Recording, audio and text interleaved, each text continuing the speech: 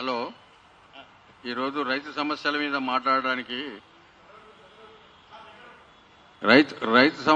మాట్లాడడానికి federation of Telangana farmers association press క్లబ్లో meeting పెట్టడం జరిగింది. మీ అందరికీ స్వాగతం, సుస్వాగతం. ఈరోజు ముఖ్యంగా విషయం ఏంటంటే, కేంద్ర ప్రభుత్వం మొన్న ప్రవేశపెట్టిన బడ్జెట్లో చాలా తక్కువగా ఉంది, రైతులకు అన్యాయం చేసిందనే దాని మీద మా నిరసన తెలియజేయడానికి ఈరోజు ఇది చెప్తున్నాము. రేపు రాష్ట్ర ప్రభుత్వం కూడా ప్రవేశపెట్టబోయే బడ్జెట్ రైతు బడ్జెట్గా, రైతుకు అనుకూలమైన బడ్జెట్గా, రైతుకు మేలు జరిగే బడ్జెట్ పెట్టాలని చెప్పేసి ముఖ్యమంత్రి గారిని ఈ ప్రెస్ క్లబ్ ద్వారా మేము అభ్యర్థిస్తున్నాము. మొన్న ఈ మధ్యన కేసీఆర్ గారు కూడా లీగల్ నోటీస్ ఇవ్వడం జరిగింది. మా లీగల్ అడ్వైజర్ పాదూరు శ్రీనివాస్ రెడ్డి గారి నాయకత్వంలో వారికి నోటీసులను పంపించాము. చీఫ్ మినిస్టర్కు, బట్టి విక్రమార్కకు, గడ్డం ప్రసాద్ గారికి వీళ్ళందరూ పంపించాము. ఒకవేళ నీకు చేత కాకపోతే లెజిస్లేటర్ అపోజిషన్ పార్టీ తప్పకో వేరే వాళ్ళు పెట్టుకుంటారు, నువ్వు ప్రజలు పన్నులు కడితే మీరు అన్ని డబ్బులను వేస్ట్ చేస్తున్నారని చెప్పేసి అన్ని ప్రెస్లో కూడా అక్కడిక్కడ వచ్చేసింది. ఆ విషయం కూడా మాట్లాడుతున్నాము. రైతు సమస్యలు మాట్లాడడానికి మా ఫెడరేషన్ బాడీ వచ్చింది, వాళ్ళు కూడా ప్రసంగిస్తారు. కొన్ని ముఖ్యమైన విషయాలు మా శ్రీనివాస్ రెడ్డి గారు లీగల్ అడ్వైజర్ మాట్లాడతారు. ఈ ప్రెస్ మీట్ అయిన తర్వాత మేము తెలంగాణ హైకోర్టుకు వెళ్తున్నాము. Chief justice of Telangana high court గారు కలిసి కేసీఆర్కు మేము ఇచ్చిన లీగల్ నోటీస్ సుమోటోగా తీసుకుంటారా లేకుంటే ఫిల్గా తీసుకుంటారా అని అడగడానికి కూడా మధ్యాహ్నం పోతున్నాం. మీరు కూడా ఈ రైతాంగ సమస్యల మీద అందరూ ప్రెస్ వాళ్ళు ఇంత ఒక గంట సేపు మా సమయం అంతా వృధా అయింది. అట్లా కాకుండా రైతులంటే కొంచెం గౌరవం ఉంచి, రైతులంటే మా దేశానికి అన్నం పెడుతుందనే ఒక ఇదిగా ఉండాలని చెప్పేసి మళ్ళీ మీకు ఇంకొకసారి విజ్ఞప్తి చేస్తున్నాం. ఇప్పుడు మా అధ్యక్షుడు శ్రీనివాస్ రెడ్డి గారు మాట్లాడారు. Vijaypal Reddy general secretary.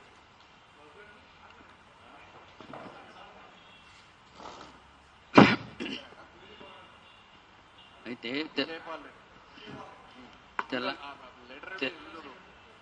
తెలంగాణ రాష్ట్ర రైతు సంఘాల సమైక్య ద్వారా మేము ఈ ప్రెస్ మీట్ అరేంజ్ చేయడం జరిగింది. రైతులకున్న బాధలు, సాధకాలు అవన్నిటిని దృష్టిలో పెట్టుకొని మరి రైతులకు ప్రభుత్వాలు ఏం చేస్తున్నాయి, ఏం చేయబోతున్నాయి అనే సంగతి తెలియదు. కేంద్ర ప్రభుత్వం ప్రవేశపెట్టిన బడ్జెట్లో మాత్రం ఎలాంటి రైతులకు మేలు జరిగే అవకాశం లేకుండా పోయింది. మరి ఇప్పుడు రాష్ట్ర ప్రభుత్వం ఏదైతే ప్రవేశపెట్టబోయే బడ్జెట్ ఉందో ఆ బడ్జెట్లో రైతులకు అనుకూలమైన బడ్జెట్ పెట్టి స్ప్రింక్లర్లు కానీ, అవి కానీ, సబ్సిడీలు కానీ, ట్రాక్టర్లు కానీ, వ్యవసాయానికి కూలీలు దొరకని సమస్య ఉన్నది కాబట్టి డ్రోన్లు కానీ, ఇవన్నిటిని స్ప్రేయర్లు కానీ ఇవన్నిటిని సబ్సిడీలు ఇవ్వాలని కోరుకుంటూ రైతుకు సరి అయిన మేలు జరిగే విధంగా ఒక బడ్జెట్ను రూపొందించి, బడ్జెట్తో పాటు ప్రతి రైతును గుర్తించి రైతు కార్డు ఇచ్చి రైతు గౌరవం పెరిగే విధంగా బ్యాంకు పోయినా, ఏదికి పోయినా, ఒక హోటల్కి పోయినా, ఎక్కడ పోయినా కానీ ఒక ఆదర్శ రైతుగా ఉండే ఉద్దేశంతో మేము ఈ కోరికను కోరడం జరుగుతుంది. రైతుకు కూడా ప్రాతినిధ్యం ఇచ్చి ఒక మండల స్థాయిలో లేకపోతే రాష్ట్ర స్థాయిలో ఒక వ్యవసాయ అనుబంధంలో ఉన్న ఎమ్మెల్యేలు కానీ, ఎమ్మెల్సీలు కానీ, లేకపోతే వీటిలో కానీ రిజర్వేషన్ ఖచ్చితంగా కల్పించి ఆ రైతు మా గురించి మాట్లాడాలి. ఆ ఎమ్మెల్యే కావచ్చు, ఆ ఎంపీ కావచ్చు, ఆ ఎమ్మెల్సీ కావచ్చు, ఆ జడ్పీటీసీ కావచ్చు, ఆ ఎంపీటీసీ కావచ్చు, సర్పంచ్లే కావచ్చు, అక్కడ ఉండే సాధక బాధకాలు తెలుసుకొని మా గొంతు వాళ్ళ గొంతుక నుంచి రావాలని మేము కోరుకుంటున్నాం. మరి ఈ రకంగా కోరుకున్నట్టయితే వాళ్ళు ఆ అవకాశం కల్పిస్తే మాత్రం తప్పకుండా రైతుకు న్యాయం జరుగుతుందని ఆశిస్తున్నాం. మరి ఇన్ని డిమాండ్లు పెట్టుకొని వచ్చిన రైతును ఏ పార్టీకి ఎవరు కూడా సహకరించట్లేదు. దయచేసి అందరూ సహకరించి రైతుకు మేలు జరిగే విధంగా, రైతును ఆదుకునే విధంగా. రైతుకు ఎన్నో కష్టాలు ఉన్నాయి. పొద్దున్న లేస్తే సాయంత్రం వరకు, సాయంత్రం పడుకునే టైం కూడా దొరకదు. ఒక్కొక్కసారి ఆయన పిల్ల పాపలతో కూడా తిరిగే పరిస్థితి ఉండదు. రైతు ఎంత కష్టపడితే కానీ మన నోటికి ముద్దబోతుంది అనేది గుర్తుంచుకుంటే అది ఏ స్థాయిలో ఉన్నా సరే, కేంద్ర ప్రభుత్వంలో ఉండొచ్చు, రాష్ట్ర ప్రభుత్వంలో ఉండొచ్చు, పిఎంలు కావచ్చు, సీఎంలు కావచ్చు, వాళ్ళ ఇంటికి పోయేటి రైతులు పండించిన ధాన్యమే అనేది గుర్తుంచుకొని రైతుకు మేలు చేయాల్సిందిగా డిమాండ్ చేస్తా ఉన్నాము. రైతును కాపాడవలసిందిగా కోరుతున్నాము. Thank you very much. ఇప్పుడు ఈ సమావేశానికి మా ముఖ్య అతిథిగా విచ్చేసినటువంటి పాదూరు శ్రీనివాసరెడ్డి గారు, హైకోర్టు అడ్వకేట్ గారు కొన్ని లెక్కలతో సహా వివరిస్తారు. మీరు వారి సందేశాన్ని వినవలసిందిగా మీకు తెలియజేస్తాం. Yeah, good afternoon friends. ఇప్పుడు మనము ఏదైతే ఫార్మర్స్ ఈ దేశంలో ఆల్మోస్ట్ 68% ఫార్మింగ్ కమిటీ, ఎఫ్సి అంటే farming committee or agriculture committee ఉన్నారు. వాళ్ళు దగ్గర దగ్గర 47% ఎంప్లాయ్మెంట్ క్రియేట్ చేస్తున్నారు. అది ఆర్గనైజ్డ్, అన్ఆర్గనైజ్డ్, ఇన్ఫార్మల్, లేబర్, అట్లా నేను క్లియర్గా గణాంకాలతో చెప్తున్నాను. Let's go in to it.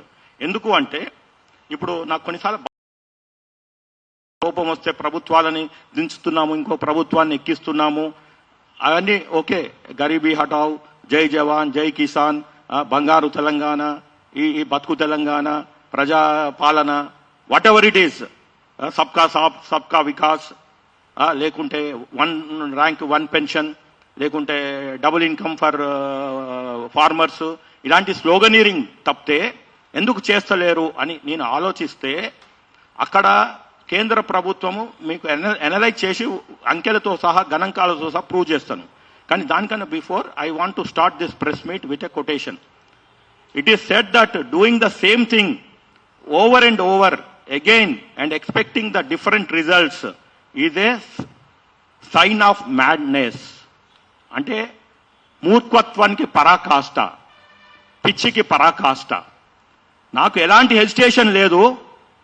గత 11 సంవత్సరాల నుంచి ఈ ప్రభుత్వము అంటే అక్కడ మోడీ సర్కార్ ఈ మ్యాడ్నెస్ బడ్జెట్లు ప్రవేశపెడుతుంది.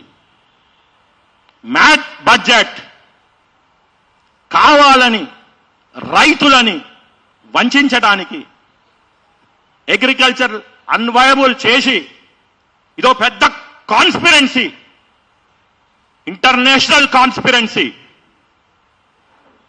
ఐఎమ్ సారీ టు సే ప్రధానమంత్రి is not a farmer, Nar is father. Because ఆయనే చెప్పుకుంటాడు మా నాయన ఛాయ్ అమ్మేటోడని. ఎన్నడూ చెప్పలే నేను ఫార్మింగ్ కమిటీస్ వచ్చినా అని. Same case with Manmohan Singh also. అంటే ఈ రెండు నేను చెప్తున్నాను. అంత ముందుకు 98 నుంచి అంటే 3 ప్రధానమంత్రులు రైతులు కాదు. Vajpayee is not a farmer, Manmohan Singh is not a farmer, the present prime minister is not a farmer. At least Manmohan Singh is an economist, చదువుకున్న వ్యక్తి, ఎవరైనా చెప్తే వినగలిగే వ్యక్తి.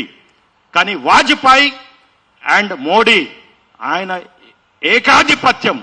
ఇంకా వాజ్పేయి కన్నా అప్పుడు ఎన్డీఏలో అది ఒక కూటమి కాబట్టి ఇక్కడ ఉన్న చంద్రబాబు నాయుడు గారు లాంటి వాళ్ళు, ఇంకెవరో చెప్తే జయలలిత లాంటి వాళ్ళు, డిఎంకే లాంటి వాళ్ళు చెప్తే వినేవాళ్ళు. ఈ 2014 డెమోక్రసీలో అంకెలు ముఖ్యం. 303, 272 ఎవరికి ఎందుకు వినాలి? నేను నా పార్టీలో ఉన్న వాళ్ళకే వినను, ఆర్ఎస్ఎస్ వాళ్ళకే వినను. ఆఫ్టర్ ఆల్ రైతులు నాదేం పీక్తారా, నా గోచి పీక్తారా అనే ధోరణితోటి 11 బడ్జెట్లు పెట్టారు. అందులో ఫస్ట్ బడ్జెట్ పెట్టింది ఎవరు? Arun Jaitley. Is also not a farmer, is a senior advocate. Then came Nirmala Sitharaman. She is not from a farming community, she is not a farmer. Then how can we expect? Driving రాడోడు car నడిపినట్టు అట్లా వ్యవసాయం తెలియనోడు వ్యవసాయ ఈ బడ్జెట్లు పెట్టడం, ఇది క్లియర్గా అర్థం చేసుకోవాలి. వాళ్ళకేమి ఎకడమిక్ క్వాలిఫికేషన్స్ లేవు, ఆక్యుపేషనల్ ఎక్స్పీరియన్స్ లేదు. కాబట్టి injustice to farmers is happening in not only in financial year 25-26 budget, but 2014 onwards. This is very clear. రాష్ట్ర ప్రభుత్వాలు కూడా కేంద్రం ఎప్పుడైతే పెత్తందారి చేస్తుందో వీళ్ళు మహారాజుకి ఛత్రాధిపతికి వీళ్ళు సామంతులుగా ఇంత ముందుకున్న ప్రభుత్వాలు అట్లనే ఉన్నాయి. కానీ మొదటిసారి తెలంగాణ అయినాక కాంగ్రెస్ ప్రభుత్వం వచ్చింది, which is no way connected with Modi government or Modi party. కాబట్టి ఇప్పుడు వీళ్ళకి కొంచెం మన హోప్ ఉంది, సరే మాకు అన్యాయం జరిగింది బడ్జెట్లో, కానీ రాష్ట్ర ప్రభుత్వం పెట్టబోయే బడ్జెట్ మమ్మల్ని పిలిచి మాట్లాడి మా ఆవేదన విని ఎట్లయితే ఇప్పుడు కులగణన జరుగుతుందో, ఎస్సీ వర్గీకరణ జరుగుతుందో, అట్లా రైతులు కూడా ఒక సెన్సస్ తీసుకొని రైతుల డిమాండ్స్ కూడా విని అవసరమైతే రైతులకు కూడా educational, employment and political empowerment గురించి రిజర్వేషన్స్ కావాలి. రైతు అనేది ఒక కులం కాదు, ఒక మతము కాదు, వాళ్ళు అంతర్జాతీయ అన్నదాతలు. కాబట్టి వాళ్ళు బతకాలి, వాళ్ళని బతికించుకోవాలి అంటే బడ్జెట్లో సమపాలు ఉండాలి. ఓవర్ అండ్ ఎబో వాళ్ళకి రావాల్సిన సోషో ఎకనామిక్, పొలిటికల్, లీగల్ పరంగా వాళ్ళని ఎంపవర్మెంట్ చేయాలి. సో మేము ఏం చెప్తున్నాము అంటే, ఒకటి, please assess the budget till now ఎట్లా జరిగింది అనేది. ఇప్పుడు ఫ్రెండ్స్ మీరు చూసుంటారు ఈ బడ్జెట్ ఎట్లుంటది అంటే, ఫస్ట్ మళ్ళీ ఒక తెలుగులో సామెతతోటి, అవగాహన బాగుంటే ఆలోచన బాగుంటుంది, ఆలోచన బాగుంటే ఆశయాలు బాగుంటాయి, ఆశయాలు బాగుంటే ఆచరణ బాగుంటుంది, ఆచరణ బాగుంటే అభివృద్ధి బాగుంటుంది. అంటే అభివృద్ధి బాగుండాలి అంటే అవగాహన బాగుండాలి. ఈ అవగాహన రహిత్య ప్రధానమంత్రి నరేందర్ దామోదర్ దాస్ మోడీకి zero knowledge on agriculture. Nirmala Sitharaman పెద్ద గుండుసున్నా అగ్రికల్చరల్లో. మీరేం తెలుసుకుంటారు ఫార్మర్స్ గురించి? వాళ్ళ గురించి మీరేమి మీ పెడతారు? నేను ఉట్టిగా చెప్పట్లేదు, ఒక అడ్వకేట్గా వాస్తవాల్ని మీ ముందుకు పెడుతున్నాను. ఇప్పుడు వారు నిర్మలా సీతారామన్ గారు పెట్టిన బడ్జెట్ అక్షరాల 50.65 lakh crores, 50.65 lakh crores. అందులో రైతుల గురించి ఎంత ఇచ్చారు సిగ్గుచేటు చెప్పుకోవడానికి. వాళ్ళు ఫస్ట్ ఇచ్చింది డిఫెన్స్ కి, హయ్యెస్ట్ ఇచ్చింది డిఫెన్స్, దగ్గర 5 లక్షల కోట్లు. అంటే 50 లక్షల్లో 5 లక్షలు అంటే 10 to 11% డిఫెన్స్ కి ఇచ్చారు. రూరల్ డెవలప్మెంట్ అంటే రోడ్లు వేసుకోవడానికి, వాళ్ళ పార్టీ క్యాడర్ని బతికించుకోవడానికి. ఆ రోడ్లు ఎవడు అడగలే, రోడ్లు లేకుండా రైతులు వ్యవసాయం చేసుకుంటారు.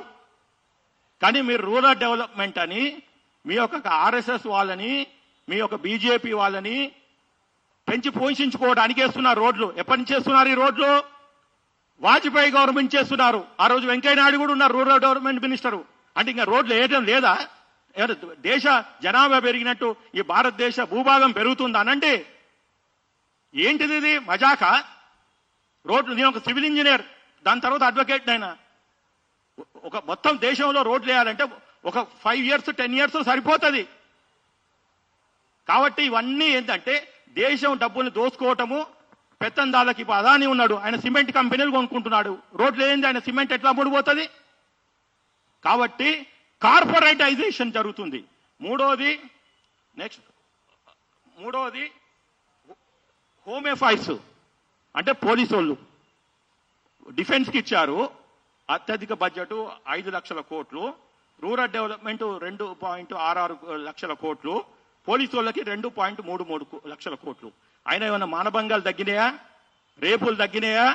ఎవరి ఇంటి ముందర వాడు ఒక కానిస్టేబుల్, మన సెక్యూరిటీ గార్డుని పెట్టుకుంటున్నాం, గేటెడ్ కమ్యూనిటీలు ఉంటున్నాం, సీసీ కెమెరాలు పెట్టుకుంటున్నాం, అయినా తగ్గుతలే.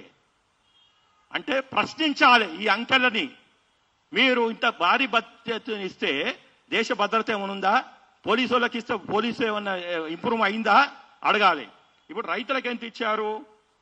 అవమానిస్తూ agriculture and allied industries, allied industries అంటారు, అంటే ఓన్లీ అగ్రికల్చర్కి రైతులకే కాదు, ముష్టి 1,71,00,000 అందులో యాక్చువల్ రైతులకు ఇచ్చింది. అంటే నేను ఇంకా ఉన్నాయి బ్రదర్స్, హెల్త్, ఎడ్యుకేషన్, ఇంకా పోతే అట్లా చాలా చీప్గా ఉంది. ఈ దేశంలో పోయి నిన్న స్పీచ్ ఇస్తున్నారు మోడీ గారు ఏఐ సమ్మిట్లో, పెద్ద పెద్ద లెక్చర్స్. ఆయన ఇచ్చిందంతా సైంటిఫిక్ డెవలప్మెంట్కి 55,000 కోట్లు మాత్రమే. ఒకప్పుడు ఇదే 55,000 కోట్లు 1970s white revolution, green revolution అని చెప్పి అప్పుడున్న మేధావులు, కాంగ్రెస్ పార్టీలో ఉన్న వాళ్ళు, ఇందిరాగాంధీ గారి ఆధ్వర్యంలో ఈ బడ్జెట్ ఇచ్చేవాళ్ళు సైంటిఫిక్ టెంపర్మెంట్కి. అట్లా ఒక ఇస్రో వచ్చింది, బాబా అటామిక్ రీసెర్చ్ వచ్చింది, ఐఐటీస్ వచ్చాయి, ఐఐఎంస్ వచ్చాయి. ఇవాళ ఇది కనీసం 2 లక్షల కోట్లు ఉండాలి సైంటిఫిక్ ఎక్స్పెండిచర్ సైంటిఫిక్ డిపార్ట్మెంట్కి. సో నేను ఉట్టిగా చెప్పట్లేదు, ఇది ఒక మెరిట్లెస్ ప్రభుత్వము. వాళ్ళకి ఎలక్షన్ టు ఎలక్షన్ క్యాన్వాసింగ్ చేయడం తప్పితే ప్రజల బాగోగులు వినే ఓపిక లేదు. ఇప్పుడు మీరు చూడండి, ఈ మొత్తం ఈ బడ్జెట్ స్పీచ్ ఎన్ని పేజీలు ఉంది? దగ్గర 60 పేజీలు బడ్జెట్ స్పీచ్. ఓకే, 60 పేజీలు ఉంది. ఇందులో రైతుల గురించి రాసింది 2.5 పేజీలు. అది కూడా చెప్తాను. 2.5 పేజీలు రైతులకు కేటాయించింది 60 పేజీల్లో. అంటే వాళ్ళ బతుకులు ఇంతే అని. ఇది వాళ్ళు మోడీ ప్రభుత్వం వీళ్ళ బతుకుల్ని నిర్ధారించింది. ఏది మీరు చూడండి, బడ్జెట్ స్పీచ్లో 3వ పేజీలో సగంలో స్టార్ట్ అవుతుంది. Paragraph number 9, agriculture as the first engine. ఏమున్నది? Now move to the specific proposals being with agriculture as the first engine. అంటే ఫస్ట్ గ్రోత్ ఇంజన్ అని. మీరు ఇచ్చినదంతా కరెక్ట్గా చెప్పాలంటే వెల్ఫేర్కి చెప్తాను. ఇప్పుడు ఇప్పుడు ఒక లీగల్ రీసెర్చ్ టీము చేసిన ఇది, ministry of agriculture and farmers లో 2 డిపార్ట్మెంట్స్ ఉంటాయి. ఒకటి department of agriculture and farmer welfare, another department of agricultural research and education. ఈ రెండిటికి కలిపి అక్షరాల 1,37,00,000 కోట్లే ఇచ్చారు. ఎంత అవమానం! 50 లక్షల కోట్ల బడ్జెట్లో, సుమారు 51 లక్షల కోట్ల బడ్జెట్లో 1,37,00,000 ఇవ్వటం అంటే ఎంత అవమానం అండి రైతుల్ని. వీళ్ళు సగభాగం కూడా కాదు. 68% in Indian population is agricultural community, AC agricultural community. వీళ్ళని ఏమంటారు? ఒక మునగ చెట్టు ఎక్కించినట్టు చెప్తాను. మొదటి ప్రధానమంత్రి ఏమన్నాడు?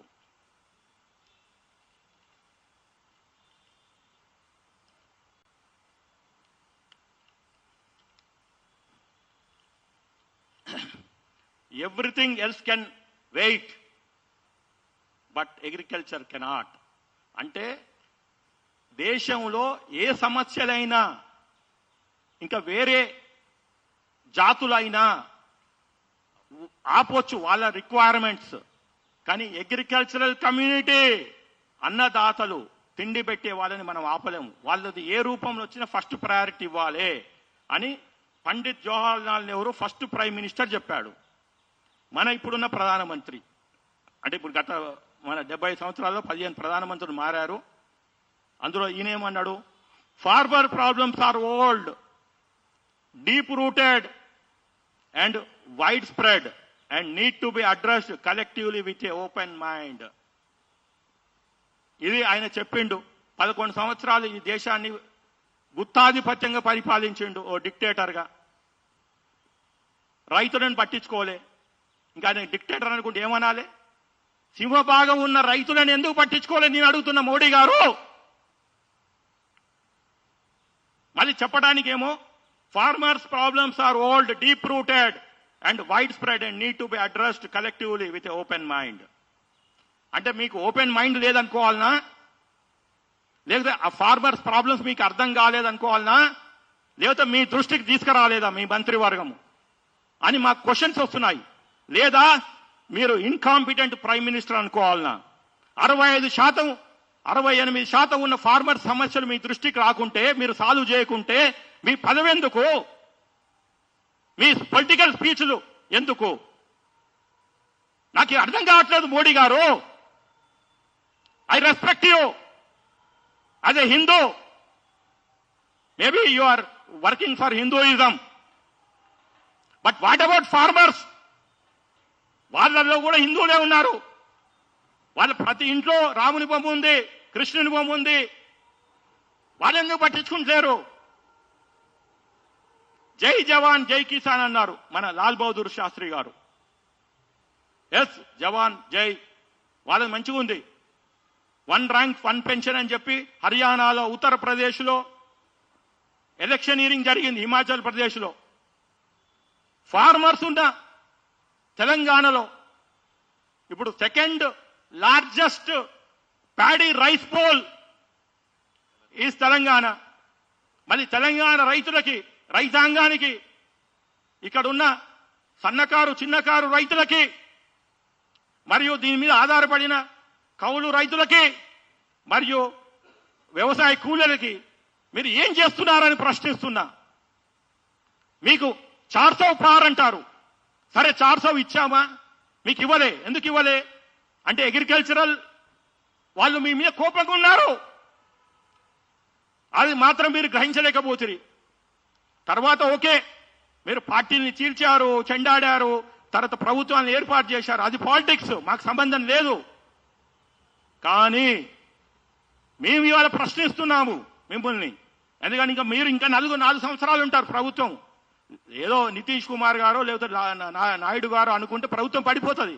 కానీ వాళ్ళకి మంచి వరాలు ఇచ్చారు, తప్పులేదు. మా తెలుగు సోదరులకు ఇచ్చారు. సరే, అది ఇన్ఫ్రాస్ట్రక్చర్కి ఇచ్చారు. కానీ రైతులకు అక్కడ కూడా అన్యాయం చేశారు. బీహార్లో ఏదో చేస్తామన్నారు, అది ఎంతమంది చేస్తారో తెలియదు. ఇది ఎంత బాధ అంటే, ఇప్పుడు ఈ దేశంలో ఇవన్నీ నేను I'm quoting as advocate from various Supreme Court judgements and research articles. Economic terrorism more dangerous than international terrorism. Need to support war on farmers' suicides by every citizen, conscious citizen. ఇప్పుడు మీరు అంటారు we have to fight war on terrorism. అసలు ఆ terrorist ఎక్కడి నుంచి వస్తున్నారు? ఏ దేశం నుంచి వస్తున్నారు? వాళ్ళ కోసము మీరు ఆ టెర్రరిస్ట్ని ఫైట్ చేయడానికి ఎంత బడ్జెట్ పెట్టారు? అసలు ఈ దేశంలో టెర్రరిస్టు దాడులకి గురై చనిపోయిన వాళ్ళు ఎంతమంది ఉన్నారు? హార్డ్లీ గత 20 సంవత్సరాలు చూస్తే 300 మందే చనిపోయారు ఈ బాంబు దాడిలో, టెర్రరిస్ట్ దాడిలో, లేదా టెర్రరిస్టులు మన ఆర్మీ వాళ్ళు క్రాస్ ఫైరింగ్లో. వేర్ వాజ్ ఫార్మర్స్ ఎవ్రీ గంటకి ఒకడు సూసైడ్ చేసుకుంటున్నాడు. అంటే ఈ దేశంలో పుట్టి ఈ దేశం ప్రభుత్వాల మీద మాకు నమ్మకం లేదు. ఈ రాజకీయ నాయకులు ఒక సన్నాసులు, వెధవలు, దద్దమ్మలు అని భార్య పిల్లల్ని వదిలేసి వాళ్ళు కొనుక్కొని వచ్చి జీఎస్టీ పే చేసిన ఆ పురుగుల మందు తాగి వస్తే మీకు కాస్త కూస్తో సిగ్గు శరము లేకుండా అదే కుర్చీలకు పడి ఏలాడుతుంటే ఏమనాలి ఈ ప్రభుత్వ పాలకుల్ని? అన్ఫార్చునేట్ ఇది. భారతదేశానికి స్వాతంత్రం తీసుకొచ్చినప్పుడు ఏ రైతు సావలేదు.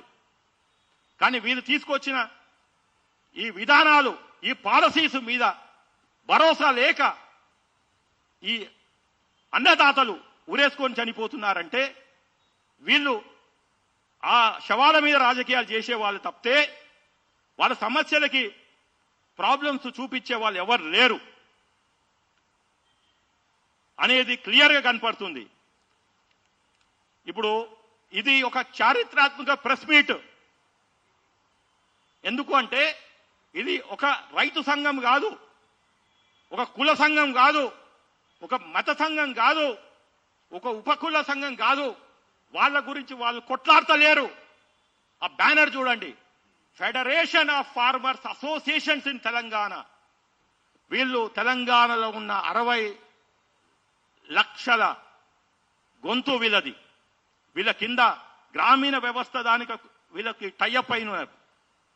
ఇంతకుముందు తెలుగు రాష్ట్రాలలో ఉండే చెంగల్ రెడ్డి గారని, వారు ఢిల్లీ దానికి తీసుకెళ్లి ఎన్నో విప్లవాత్మక మార్పులు తీసుకొచ్చారు. కానీ రాష్ట్రం విడిపోయినాక అన్ఫార్చునేట్లీ రైతుల గొంతులు కూడా గత ప్రభుత్వాలు నొక్కేశాయి. ఇప్పుడు రేవంత్ రెడ్డి గారు ఒక రైతు బిడ్డ, రైతు కుటుంబం నుంచి వచ్చిన వ్యక్తిగా, సరే పోయిన సంవత్సరం బడ్జెట్ అది ఇంటరిమ్ బడ్జెట్ అంటారు, ఇప్పుడు ఫుల్ బడ్జెట్ పెడుతున్నారు. ఇప్పుడు బీజేపీ వీళ్ళకి అన్యాయం చేసింది. ఒక 8 ఎమ్మెల్యేలు ఉన్నారు, 8 ఎంపీలు ఉన్నారు, 2 మినిస్టర్స్ ఉన్నారు, యూనియన్ మినిస్టర్స్ క్యాబినెట్ లో, మోడీ గారి క్యాబినెట్ లో 2 గవర్నర్స్ ఉన్నారు, ఒక రాజ్యసభ పర్సన్ ఉన్నాడు. రైతుల గురించి వీళ్ళు చేసింది శూన్యం, oh very big zero. I'm sorry to say, నేను వాళ్ళ రాజీనామా ఏం కోరుకోను, ఎందుకంటే వాళ్ళు బతకాలే, రాజకీయంగా ఉండాలి.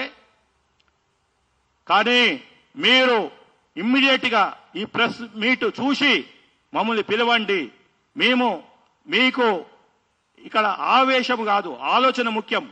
మీరు రాజకీయాలు చేసుకోరి, అది మత రాజకీయాలా, కుల రాజకీయాలా, భాషా రాజకీయాలా మీరు చేసుకోరి. కానీ రైతులకు వచ్చినప్పుడు మాత్రము ఈ 8 మంది ఎమ్మెల్యేలు, 8 మంది ఎంపీలు, 2 మినిస్టర్లు, 2 గవర్నర్లు అంటే వాళ్ళేమి బయట నుంచి వచ్చిన వాళ్ళు కాదు, ఇక్కడే రాజకీయం చేసి, ఒకడు ఎమ్మెల్యేగా, మాజీ ఎమ్మెల్యే, ఒకరు మాజీ ఎంపీగా ఉండి, సరే వాళ్ళకి ఏజ్ వచ్చింది, క్రియాశీల రాజకీయాలు ఉండవు అని చెప్తే ప్రభుత్వం పంపించింది. దాంట్లో కొత్త పాత ఏం లేదు. వాళ్ళ బాధ్యత కూడా ఉంది, ఈ రాష్ట్రంలో పుట్టినందుకు, వాళ్ళు రైతు బిడ్డలుగా ఉన్నందుకు. ప్లస్ ఆయన డాక్టర్ లక్ష్మణ్, వారు కూడా డాక్టరు, వారి మీద గౌరవం ఉంది. ఎట్లయితే మీరు బీసీ కులాల గురించి, ఓబీసీ కులాల కొట్లలో, అందులో ఓబీసీలో కూడా రైతుల బిడ్డలు ఉన్నారు. రైతుకు కులం లేదు, మతం లేదు, ప్రాంతం లేదు. కాబట్టి వీళ్ళు ఒక డెలిగేషన్ గా అర్జెంట్ గా తీసుకెళ్లాలి, ఈ బడ్జెట్ లో జరిగిన అన్యాయాన్ని పూడ్చాలి. అంతేగాని మీరు రేవంత్ రెడ్డిని తిట్టి, రేవంత్ రెడ్డి గారు మిమ్మల్ని తిడితే మధ్యన పోకలో అడ్డచెక్కగా మేము అయిపోతున్నాం. We don't want to, farmers don't want to be bloody sandwich between your political parties. ఇంకోటి బీఆర్ఎస్ ఉన్నది, ఇప్పుడు ఆ పార్టీ ఉందా లేదా తెలియదు. అందులో 39 మంది గెలిస్తే ఒక ఆమె చనిపోయింది, మళ్ళీ నిలబెడితే వాళ్ళ చెల్లెని నిలబెడితే సింపతి వేవులు, నార్మల్గా సింపతిలో గెలుస్తారు అంటే గెలవలే ఆడ. అంటే అక్కడనే అర్థమైంది ప్రజలు మళ్ళీ తిరస్కరించిండ్రు మిన్ను అని. అందులోంచి 10 మంది జంపు. ఇప్పుడు ఉన్నది అవుట్ ఆఫ్ ఎంతో తెలియదు వాళ్ళ సంఖ్య, 38 నుంచి 10 మందో 12 మందో పోయారంటున్నారు. ఇంకెంతమంది ఉన్నారో తెలియదు. దానికో నాయకత్వం లేదు, వాళ్ళ బాస్ ఎక్కడున్నాడో తెలియదు. మేము మా విజయపాల్ రెడ్డి గారు నా దగ్గరకు వచ్చినప్పుడు మేము లీగల్ నోటీస్ పంపించాము. లీడర్ ఆఫ్ అపోజిషన్, నువ్వు పదవి తీసుకున్నావు 17 డిసెంబర్ 2023 నాడు, ఈ రోజు దాంట్లో నువ్వు అటెండ్ కాలేదు, ఒకసారి అటెండ్ అయ్యావు, నీ జీతపత్యాలు తీసుకుంటున్నావు, నువ్వు అసలు ఏంటిది? Leader of opposition is equivalent to A leader of house. అంటే ముఖ్యమంత్రికి ఈక్వల్ టైం ఇస్తారు. మీరు పక్క రాష్ట్రంలో చూడండి, జగన్ ఆయనకి 175లో 11 వచ్చినాయి. ఆయన he's fighting for his LOP by going to high court. నిన్న కూడా చెప్పాడు, నేను వస్తాను, సరే కోర్టు టైం పడుతుందేమో, కానీ అయినా నేను రేపు అటెండ్ అయితే బడ్జెట్ నాకు ముఖ్యమంత్రికి ఇచ్చిన టైం నాకు ఇవ్వాలి అని అడుగుతున్నాడు. That is the power of young and youth. ఇప్పుడు ఈ ముసలాయన కేసీఆర్ గారు, I'm sorry to say, is old man only in Telangana politics. అని కుర్రవాడు కాదు, కలర్ వేసుకోగానే, రంగు వేసుకోగానే, ఇస్త్రీ బట్టలు వేసుకోగానే తెల్లవాడే కుర్రవాడేం కాదు.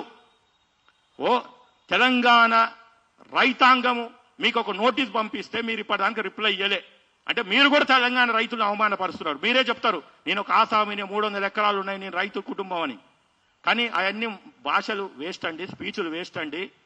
మీ వాయిస్ మీ మీద వీళ్ళు కోపంతో లీగల్ నోటీస్ పంపించలే. మీ వాయిస్ వినిపించాలని, మీ బాగోగుకి కోరి, మీ శ్రేయస్సు కోరి, మీరు 10 కాలాలు తెలంగాణ రాజకీయాలలో ఉండాలని కోరుకున్న వ్యక్తుల్లో మీ మొకలము, రైతుల మొకలము.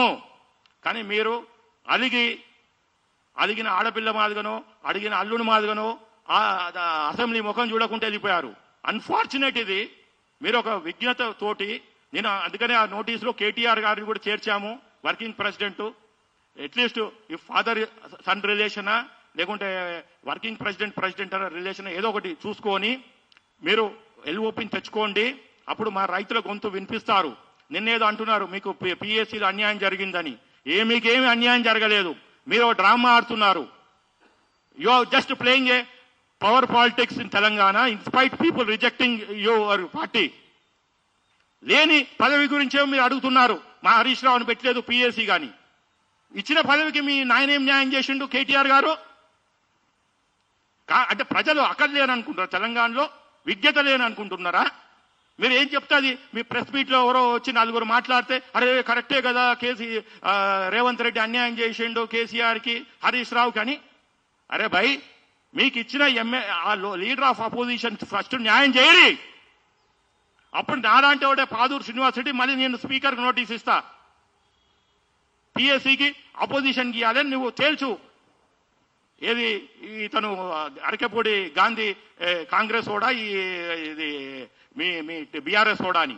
ఫస్ట్ మీరు ఇచ్చిన పదవికి న్యాయం చేయకుండా అదిగి ఫామ్ హౌస్ లో కూర్చొని రైతులు మీకు నోటీస్ ఇస్తే రాకుండా ఆ చెత్తకుండీలో పడేసి నోటీస్ని మళ్ళీ లేని పదవిని అడిగితే ఏంటి అనాలి? కాబట్టి ఫ్రెండ్స్, ఇప్పుడు ఇది ఈ అగ్రికల్చర్ అనే సబ్జెక్ట్ ఎట్లుంటుందంటే రాజ్యాంగంలో ఇది స్టేట్ లిస్ట్లో ఉంది, యూనియన్ లిస్ట్లో ఉంది, కాంకరెంట్ లిస్ట్లో ఉంది. ఇంకా ఆ సబ్జెక్ట్ చాలా పెద్దది, అది డిబేట్ చేయొచ్చు. ఈవెన్ పెద్ద పెద్ద వాళ్ళు వీళ్ళు పోయి ప్రభుత్వాలు పోయి ఏమంటున్నారు, ఇప్పుడు అగ్రికల్చర్ తిండి పెట్టదు సాఫ్ట్వేరే పెట్టాలి అంటే సాఫ్ట్వేర్ వాళ్ళే చెప్తున్నారు. ఏమని? ఇప్పుడు జడ్జులు చెప్తున్నారు ఏమని? ఇలా ఒక కేసులో M Nagaraj and others versus union of India, supreme court, social justice is one of the sub divisions of the concept of justice. Social justice జరగాలి. సోషల్ జస్టిస్ ఎప్పుడు జరుగుతుంది? జై జవాన్ అనేమో వాళ్ళకు ఒక ఎక్స్ సర్వీస్ మెన్ కోటా ఇస్తావు, కులాలకి మతాలకి ప్రాంతాలకి అతీతంగా. అట్లా మీరు వీళ్ళకి ఫార్మర్స్ కోటా ఇవ్వండి, రిజర్వేషన్స్, ఎడ్యుకేషన్లో, ఎంప్లాయ్మెంట్లో, పొలిటికల్ ఎంపవర్మెంట్. చదువుకున్న టీచర్స్ కి, చదువుకున్న గ్రాడ్యుయేట్స్ కి వాళ్ళ గొంతు వినిపించాలనేమో మీరు ఎమ్మెల్సీకి పంపిస్తారు. రైతుల గురించి చదువుకోనేళ్ళు వాళ్ళ వృత్తుల గురించి మాట్లాడటానికేమో మీరు పెట్టలేదు. సరే, ఆ రోజు పెట్టలేదు, ఈరోజు పెట్టండి. ఇప్పుడు తెలంగాణ వచ్చినాక గవర్నర్ కోటాలో ఎంతమందిని మీరు రైతుల్ని ఎమ్మెల్సీకి పంపించారు? ఓ పాటలు పాడటోని, నాటకాలు వేసుకుంటోని, గజ్జలు కట్టుకుంటోని. ఏంటంటే మీరు తెలంగాణకు పాడినవు, పీకినవు, మీ పాటలతోటి తెలంగాణ వచ్చిందంటే కాదు. మీరు పాడాలంటే ఆ శక్తి ఎక్కడి నుంచి వచ్చింది? వీళ్ళు పండించిన తిండి నుంచి వచ్చింది. లేకుండా నువ్వు కూర్చొని నీ బ్రెయిన్ పనిచేసేదా? ఆ కళాకారులకి నేనైనా ఒక అడ్వకేట్గా పనిచేస్తున్నానంటే వీళ్ళు పెట్టే తిండి తింటేనే నాకు వచ్చే ఎనర్జీ తోటి చేస్తున్నా. కాబట్టి వీళ్ళని ఎవరు పట్టించుకోలేదు రైతుల గురించి. So union of India constitution, while basic liberties are guaranteed and individual initiative is encouraged, the state has got the rule of ensuring that no class prospers at the cost of other class and no person suffers because of drawbacks which is not his but social. వీళ్ళ రైతుల socio problems, economic problems, cultural problems, వీళ్ళకి proper representation లేదు, రాజ్యసభలో లేదు. ఇప్పుడు లక్ష్మణ్ గారు పోయి ఏం చేస్తారండి? ఒకరు లక్ష్మణ్ గారు తెలంగాణ నుంచి ఉత్తరప్రదేశ్ కోటాలో పోయినరు. ఒకరు ఆర్ కృష్ణయ్య గారు ఆయన ఇచ్చిన దాన్ని మళ్ళీ పక్కన పెట్టి మరీ రిజైన్ చేసి ఇంకో పార్టీకి పోయి మళ్ళీ ఆయన పోయినా బీసీల గురించే కొట్లాడతాడు, ఈయన పోయినా బీసీల గురించే కొట్లాడు. రైతుల గురించి కొట్లాడేవాడేవాడు. అంటే రైతుల్లో కూడా బీసీలు ఉన్నారు, రైతుల్లో ఎస్సీలు ఉన్నారు, ఎస్టీలు ఉన్నారు, మహిళలు ఉన్నారు, మైనార్టీస్ ఉన్నారు, ఆదివాసులు ఉన్నారు, అండ్ అణగారిన వర్గాలలో రెడ్లలో ఉన్నారు, వెలమల్లో ఉన్నోళ్ళు. వాళ్ళకి ప్రాతినిధ్యం అవసరం లేదా? కులాల మీద పోతే వాళ్ళ కులాలకే కొట్లాడతారు. రైతుల తరఫున పోతే రైతుల సమస్యలు 60-80% ఉన్న ఈ రాష్ట్రంలో వాళ్ళ సమస్యల గురించి కొట్లాడతారు. అది ఎవరికి హక్కలు లేదు. ఇలా బీజేపీ వాళ్ళు ఇప్పుడు ఎక్కడ వస్తే నేను చెప్తున్న తెలంగాణ నుంచి ఒక చదువుకున్న వ్యక్తిని మీరు రైతు కుటుంబంలో పుట్టి రైతు వ్యవసాయం చేసే వాళ్ళని పంపియండి, మీకు అప్పుడు అన్నదాతల మీద గౌరవం ఉందని చెప్పొచ్చు. ఎంత దుర్భాగ్యమైన వీళ్ళు నడుస్తున్నాయండి. ఇప్పుడు ఒక సర్వే చెప్తాను. మొత్తము యావరేజ్ సాలరీ, యావరేజ్ చెప్పేది ఒక రైతు భారతదేశంలో 9,300 రూపాయలు. నేను చెప్పేది కాదు, national sample survey of India, NSSI. అంటే ఆయన 4,000 ఉన్నాడు, 1,500 ఉన్నాడు, 3,000 ఉన్నాడు, 2 లక్షలు వచ్చేటోడు ఉన్నాడు. యావరేజ్గా డివైడ్ చేస్తే, ఎందుకంటే రైతుల జనాభా 68% ఉంది కాబట్టి డివైడ్ చేస్తే 9,300 రూపాయలు వస్తుంది. 9,300కి ఏం కొనుక్కోగలుగుతాడు వాడు? చెప్పులు వేసుకోలేరు. హవాయి చెప్పాల్సే హవా జేజ్ అంటాడు. అరే హవా జేజ్ చూడరు భయ్, వాడు ఎర్రబస్ ఎక్కలేకపోతున్నాడు. మీరేమో 6,000 కోట్ల ఎయిర్ ఇండియా ఫ్లైట్లో తిరుగుతారు గిర్రు అని గారి మోటార్లా. మీకేం తెలుసు రైతుల సమస్యలు? మోడీ గారు మీరు రైతుల గురించి అసలు రైతుల డెలిగేషన్ ఎప్పుడు కలిశారు? నిర్మలా సీతారామన్ గారు ఏమో busy CII meetings, confederation of industry అని, ఎస్కామ్ అని, ఫెడరేషన్ ఆఫ్ ఇండస్ట్రియల్ వాళ్ళ ఇన్ఫ్రాస్ట్రక్చర్ వాళ్ళ మీటింగ్లకు అటెండ్ అవుతుంది. రైతులను పిలిచి ఒక చాయ్ బిస్కెట్ ఇచ్చి సమోసా ఇచ్చి మాట్లాడమని అకలుందా ఆమెకి? ఇది నేను మాట్లాడేది ఒక భారతీయుడుగా, ఒక ప్రాక్టీసింగ్ హిందువుగా. దేశం అంటే బీజేపీయే కాదు, ఆర్ఎస్ఎస్ఏ కాదు, నాలాంటి 140 కోట్ల జనాభా, అందులో రైతులు ఇందాక చెప్పినట్టు 68% కలిస్తేనే ఈ దేశం అవుతుంది. ఆమె అన్నది గురజాడ అప్పారావు గారి స్లోగన్ తీసుకుంటూ, దేశం అంటే మట్టి కాదు, దేశం అంటే మనసులో అని. ఓ పెద్ద స్లోగన్ తెలుగుని మాట్లాడుతూ. Madam, yes I do agree, but country means farmers. దేశం అంటే మనుషులు అన్న దాంట్లో ఆ మనుషుల్లో 68% ఫార్మర్స్ ఉన్నారు. మీరు వాళ్ళని హింసించి వంచించి వాళ్ళకి రావాల్సిన హక్కులు ఇవ్వకుండా పెట్టిన ఈ బడ్జెట్ ని ఈ ఫార్మర్స్ తిరస్కరిస్తున్నారు. We are boycotting that budget. Thank you very much.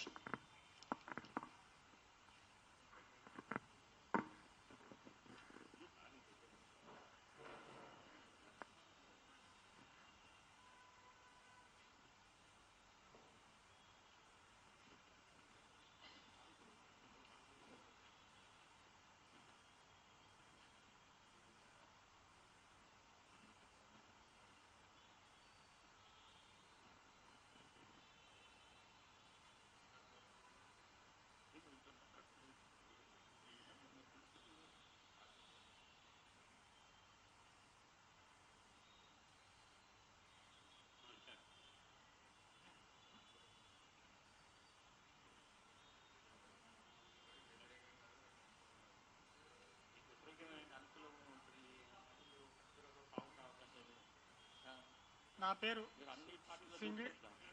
పేరు సింగిడి రామస్వామి. రాష్ట్ర రైతు సంఘాల వైస్ ప్రెసిడెంట్గా బాధ్యతలు నిర్వహిస్తున్నాను. ఈ రైతులకు చేయాల్సిన ఏ పని కూడా ప్రభుత్వాలు చేస్తలేవు.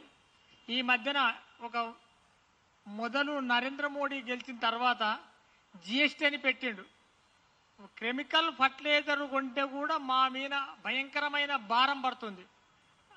దానికోసం ఆ జిఎస్టీ రైతులకు కెమికల్ మీద తీసేస్తే బాగు అని కూడా మేము నరేంద్ర మోడీ ప్రభుత్వానికి మేము విన్నవించుకుంటున్నాం. అదేవిధంగా రైతులకు చేయాల్సినంత వరకు చేయలేదు. గ్రామ పంచాయతీ నెంబర్ నుంచి ప్రధానమంత్రి వరకు ఏదో ఒక విధంగా వాళ్ళు ప్రజలపైన పన్నేసి కానీ రైతుల మీద ఏది చేసినా వాళ్ళు జీవనం గడుపుతున్నారు. కాబట్టి రైతులకు ఇవ్వాల్సినంత న్యాయబద్ధమైన పెట్టుబడులు ఇవ్వలేక రైతులను ఎక్కడో ఒక చిన్న చూపు చూస్తూ రైతులను అమాయకంగా రైతులతోని వాళ్ళ పబ్బం గడుపుకుంటుండ్రు. ఈ ఒక రైతు మారుమూల గ్రామం నుంచి పట్టణాల వరకు కూడా వేయాల్సిన ఓటు బలమైన వ్యక్తులైనా పేద వ్యక్తులైనా వేయాల్సిన ఓటు ఒకటే కదా. రైతులకు చేయాల్సిన న్యాయం చేస్తారని నేను కోరుకుంటున్నా.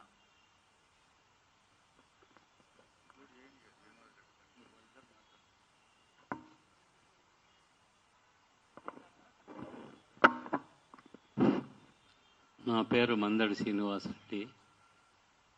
ఈ ఫెడరేషన్లో నేను కూడా వన్ ఆఫ్ ది మెంబర్.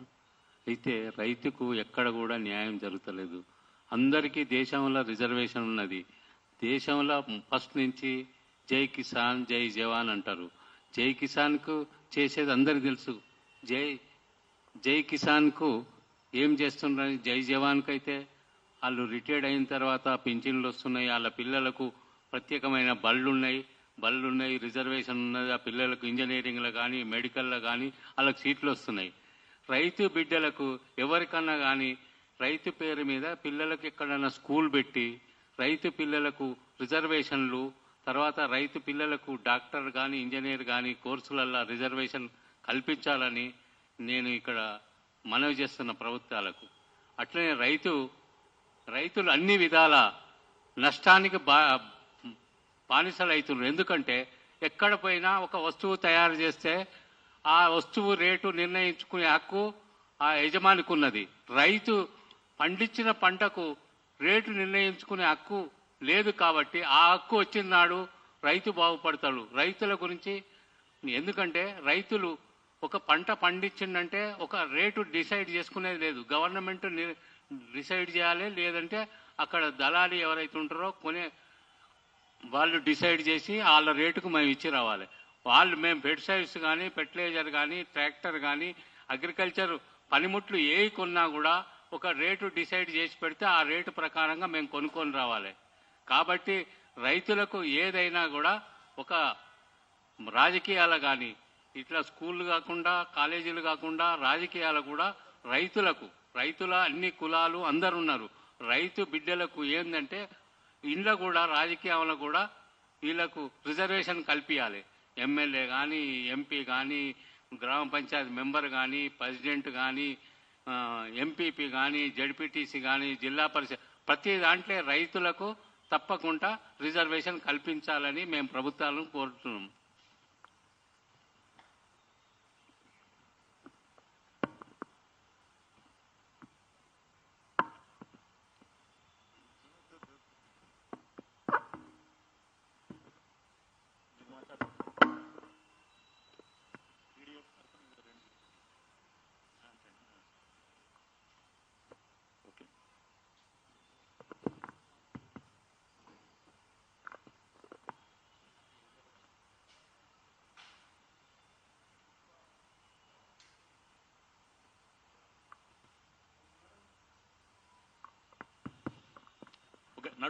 కాదు అదే చూడు, అదే బాబు అదే నడుస్తున్నట్టుంది కదా.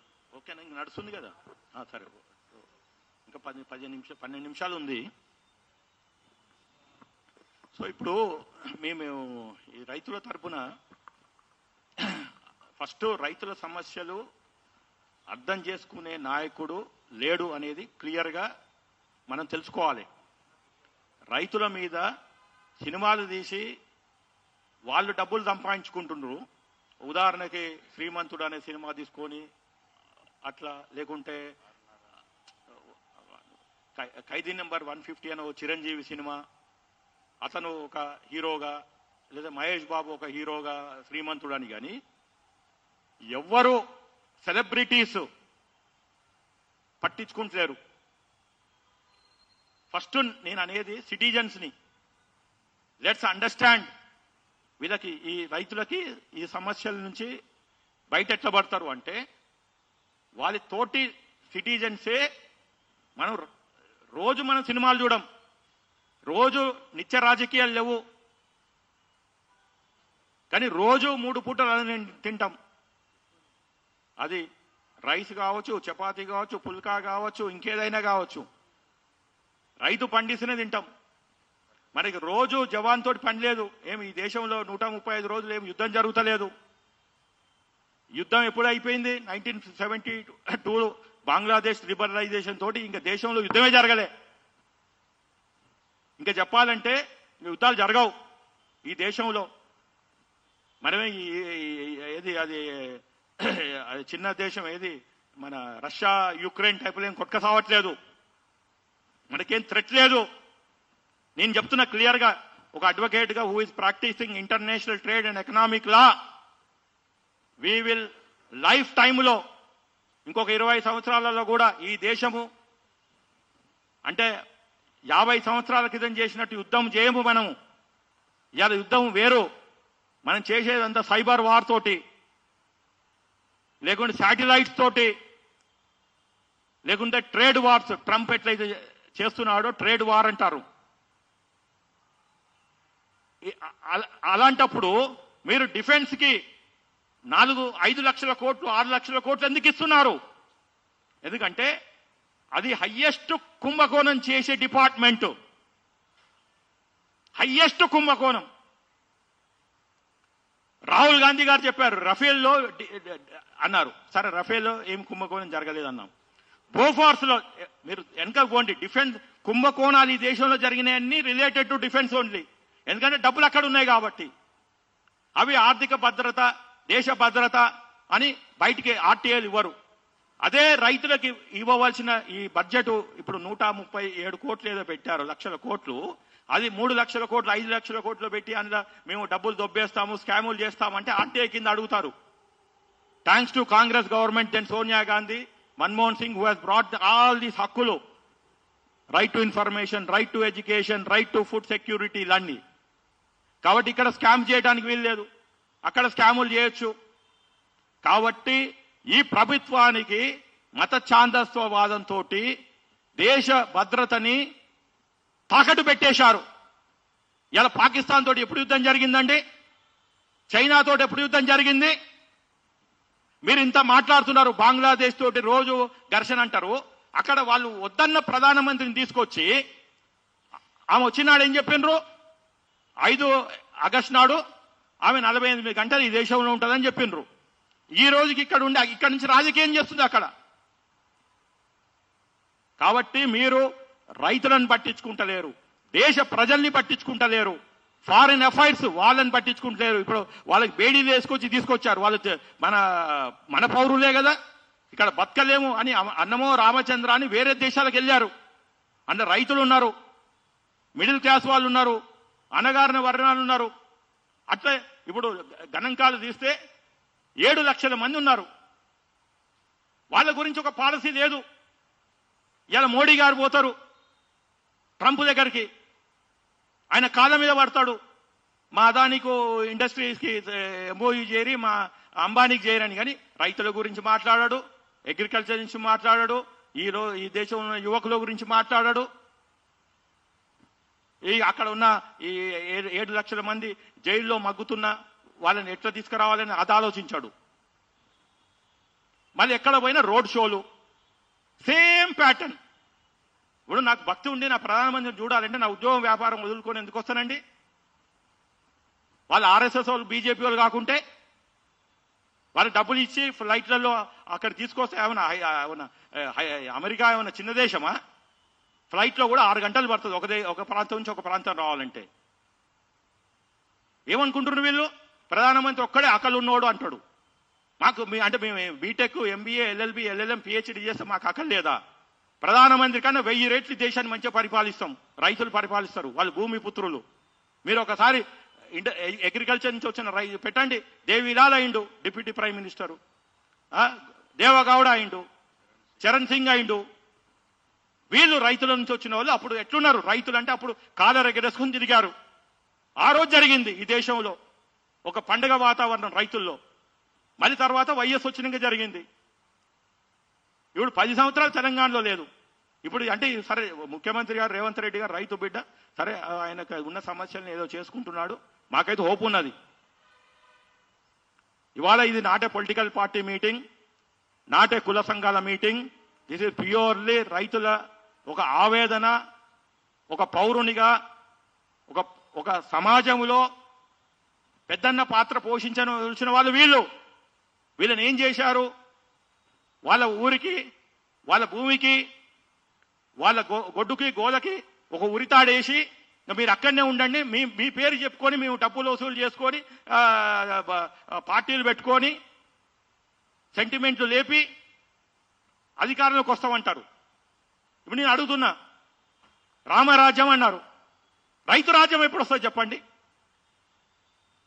అంటే రామరాజ్యం రైతులు ఉండొద్దా? ఆర్ఎస్ఎస్ ఆయన అంటాడు, ఏ రోజైతే రాముని గుడి కట్టినరో ఆ రోజు మాకు నిజమైన స్వాతంత్రం వచ్చిందని.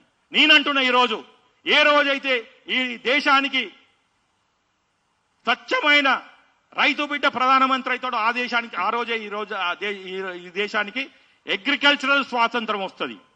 ఎస్, మనకి స్వాతంత్రం వచ్చింది బ్రిటిష్ నుంచి, మళ్ళీ 91 ఆర్థిక స్వాతంత్రం వచ్చింది.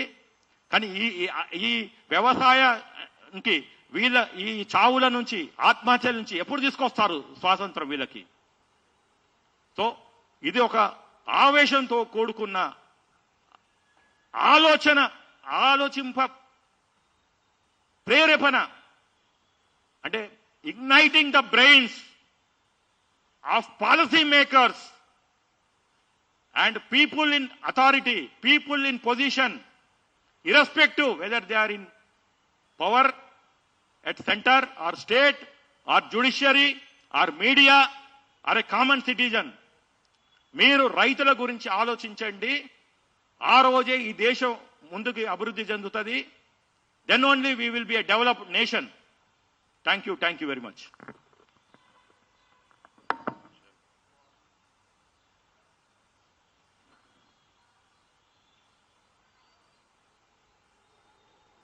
బాబు, we started at 1 o'clock, we ended at 1:56. So I have not taken your press meet time, but you have wasted my 60 minutes time by not organizing properly. కనీసం ఒక వాటర్ కూడా పెట్టలేదు. ఇది మీరు రైతులకు ఇచ్చేది. ఎవరైనా ఇక్కడ ఎవరున్నారు బాబు? కనీసం వాటర్ బాటిల్ పెట్టలేదు అంటే మీకు టిప్స్ ఇవ్వలేదనా? కోపం ఎవరు మేనేజర్?